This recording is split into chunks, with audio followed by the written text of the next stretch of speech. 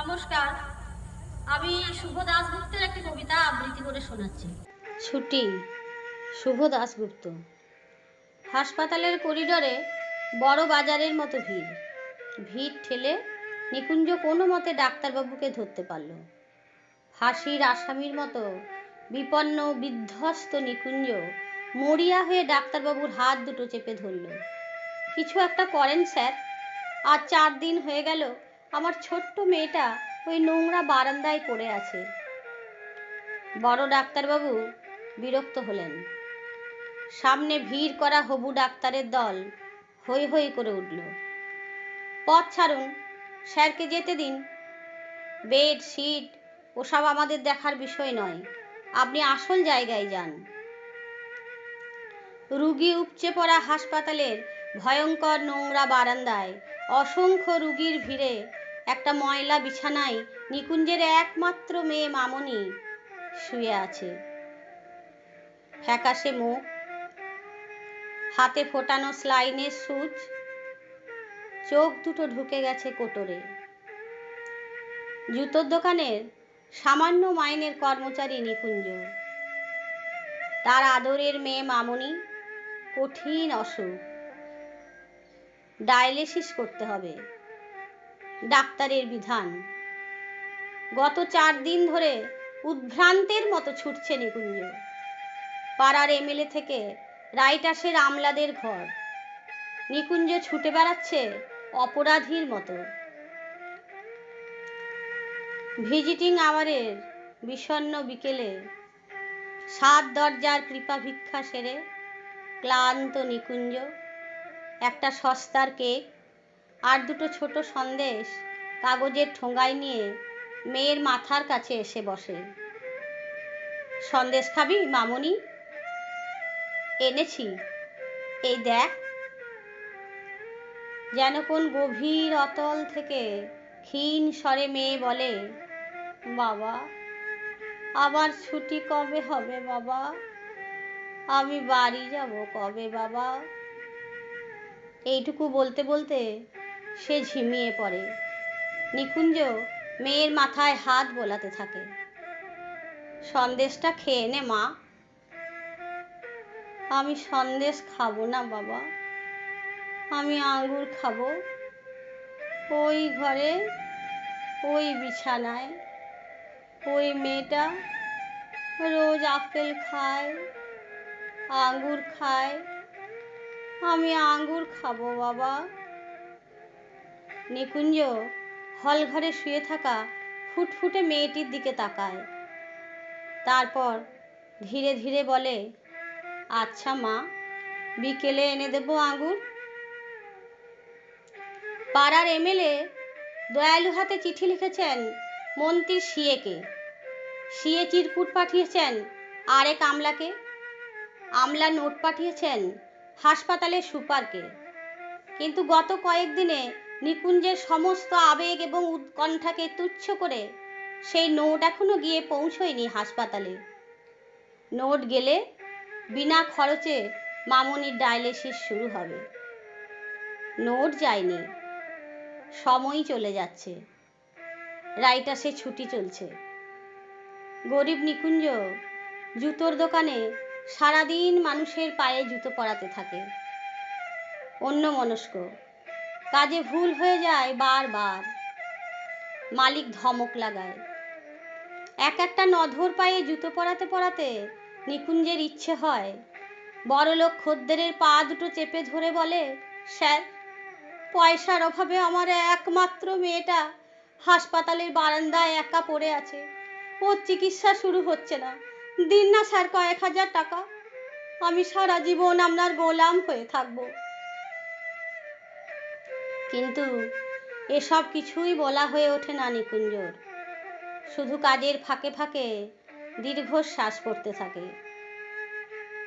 2টোর সময় ছুটি নিয়ে কলকাতার ডাক সাইটে জ্যাম ডেঙ্গিয়ে অসংখ্য মানুষের ভিড় এড়িয়ে নিকুঞ্জ রাইটাসের দোতলায় গিয়ে পৌঁছায় হাঁপাতে হাঁপাতে। কেরানি বাবুটির টেবিলের সামনে গিয়ে দাঁড়ায় চোরের মতো। বাবুটি বলে, আজ আর হবে না দাদা। কেন জানেন না নাকি? নেদারল্যান্ডে পশুপালন মন্ত্রীর মৃত্যুতে আজ আমাদের অর্ধ দিবস ছুটি। তাহলে কালও হবে না? কাগজ টাগজ পড়েন না নাকি? প্রাক্তন প্রধানমন্ত্রীর মৃত্যুতে কাল আমাদের পূর্ণ দিবস ছুটি। তাহলে পরশু? ব্যস্ত হয়ে ওঠে নিকুঞ্জ। পরশু শনিবার, তারপর দিন রবিবার। আপনি একেবারে সোমবার আসুন। সোমবার মানে আরো 4 দিন। নিকুঞ্জকে কেউ যেন ঠেলে ফেলে দেয় অথই সমুদ্রে। তলিয়ে যেতে থাকে নিকুঞ্জ। তলিয়ে যেতে যেতে মামুনির ক্ষীণ কণ্ঠস্বর তার কানে ভেসে আসে, বাবা, আমার ছুটি কবে হবে বাবা? আমি বাড়ি যাব কবে বাবা? হঠাৎই নিকুঞ্জের মাথায় আগুন জ্বলে ওঠে। অভুক্ত শীর্ণ শরীরে জেগে ওঠে ভয়ঙ্কর এক তেজ। ডাইটাসের বারান্দা দিয়ে নিকুঞ্জ ছুটতে থাকে। ভিড় ঠেলে দরজার বাইরে বেরিয়ে নিকুঞ্জ ছুটতে থাকে। ছুটতে ছুটতে সোজা গিয়ে ঢোকে ডালহৌসি পাড়ার প্রাচীন এক বন্দুকের দোকানে। আগুন জ্বলছে তখন নিকুঞ্জের মাথায়। ধূমকেতুর মতো দোকানে ঢুকে চিৎকার করে সে বলতে থাকে, আমাকে একটা বন্দুক দিন, আমাকে একটা বন্দুক দিন, যার থেকে হাজার হাজার গুলি বেরোবে। আমি সমস্ত নেতা মন্ত্রী কর্তাদের মেরে ফেলবো, একদিনে মেরে ফেলবো। তারপর সারা দেশ জুড়ে হবে একদিনই রাষ্ট্রীয় শোক, একদিনই ছুটি। তারপর আমার মামনির ডায়ালিসিস। দোকানের বেয়ারা নিকুঞ্জকে ঘাড় ধাক্কা দিয়ে দোকান থেকে বের করে দেয়। নিকুঞ্জ ছুটতে থাকে, ছুটতে ছুটতে হাঁপাতে হাঁপাতে হাসপাতালে। বুকের ভেতর তখন তীব্র উত্তেজনায় হাতুড়ির ঘা, তবুও সে ছুটতে থাকে। হাসপাতালের বারান্দায় তখন ভিজিটিং আওয়ার্স হয়ে ছোট হয়ে উঠেছে। সন্ধ্যার অন্ধকার ঘনিয়ে এসেছে। নিকুঞ্জ সিঁড়ি দিয়ে উঠতে উঠতে বিড়বিড় করে বলতে থাকে, মামনি, কিছু চিন্তা করিস না মা। 4 দিন রাষ্ট্রীয় শোক। রাষ্ট্রীয় শোক শেষ হলেই তোর চিকিৎসা শুরু হবে। তুই ভালো হয়ে উঠবি মা। বলতে বলতে দ্রুত পায়ে মামনির বিছানার দিকে এগোতে থাকে। পকেটে 2 টাকার আঙুর। হঠাৎ ঝপ করে লোডশেডিং এর মতো নিকুঞ্জ চোখের সামনে সব কিছু অন্ধকার হয়ে যায়। মামনির বিছানাটা খালি। আমার মামনি কোথায়? কোথায় আমার মামনি? নিকুঞ্জের চিৎকার শুনে একজন নার্স এগিয়ে আসে।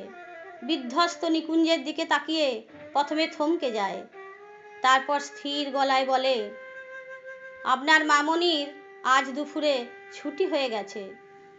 কেমন বাবা আপনি? কয়েকটা দিনে একটা ফ্রি ডায়ালিসিস অর্ডার জোগাড় করতে পারলেন না? পাথর হয়ে গেল নিকুঞ্জ। পকেট থেকে থেতলে যাওয়া আঙ্গুরের প্যাকেটটা বের করে শূন্য বিছানার সামনে দাঁড়িয়ে জোর গলায় বলতে থাকে, মামনি, আমি আঙ্গুর এনেছি মা। তুই আঙ্গুর খেতে চেয়েছিলি, এই দেখ আমি আঙ্গুর এনেছি।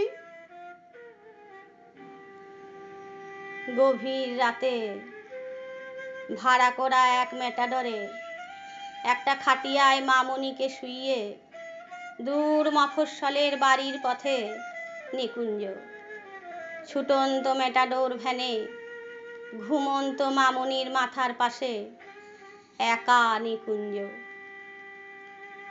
সারা রাত পূর্ণিমার চাঁদ আলো ধরল মামনির মুখে। এক আকাশ নক্ষত্র তারা আলো বিছিয়ে রাখলো মামনির ঘরে ফেরার পথে। আর নিকুঞ্জ শুনতে পেল, এক আকাশ চাঁদ নক্ষত্র তারা সবাই বলছে, আমাদের ছুটি নেই নিকুঞ্জ, আমরা আলো জেলে রেখেছি। তোমার মামনির ফেরার পথে আমরা আলো জেলে রেখেছি। ভোরের আলো তখন সবে ফুটতে শুরু করেছে। মেটাডোর ভ্যান এসে থামল নিকুঞ্জের ভাঙা বাড়ির দরজার সামনে। নিকুঞ্জের বউ পাগলের মতো ছুটে বেরিয়ে এলো। এনেছো, আমার মেয়েকে এনেছো। পাথর হয়ে যাওয়া নিকুঞ্জ তুমুল কান্নায় ভেঙে পড়ে। বারবার বলতে থাকে, তোমার মামনির ছুটি হয়ে গেছে, তোমার মামনির ছুটি হয়ে গেছে, তোমার মামনির ছুটি হয়ে গেছে, তোমার মামনির ছুটি হয়ে গেছে।